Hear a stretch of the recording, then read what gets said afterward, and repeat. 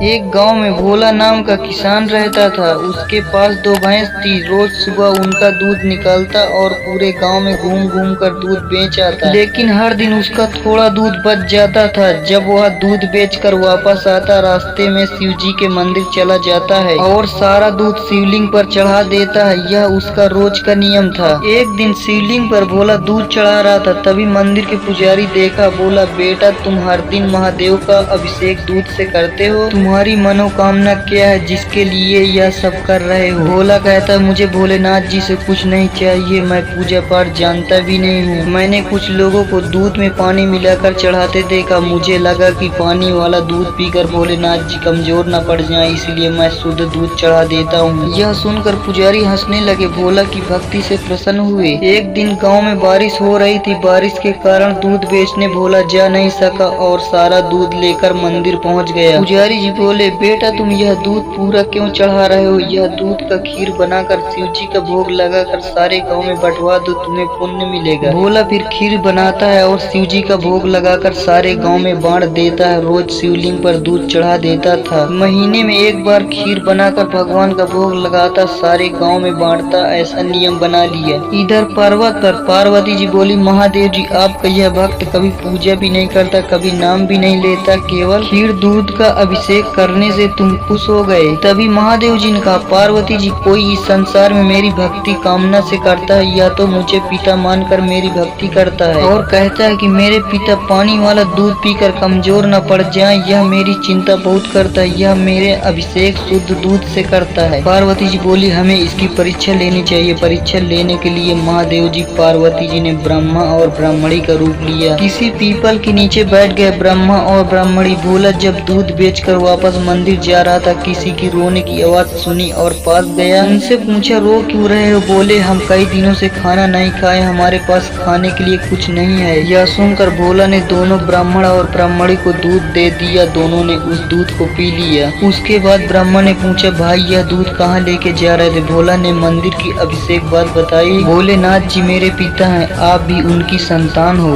एक पिता भूखा रह सकता है किंतु अपनी संतान को भूखा नहीं रह सकता। भगवान शिव जी का क्रोध मैं सह लूंगा। तभी माता पार्वती जी और शिव जी अपने रूप में प्रकट हुए। मैं तुम्हारी सच्ची भक्ति से प्रसन्न हूँ, मांगो क्या मांगते हो? भोला ने कहा, मुझे कुछ नहीं चाहिए, बस अपनी भक्ति दे दो। शिव जी ने कहा, तुम इस संसार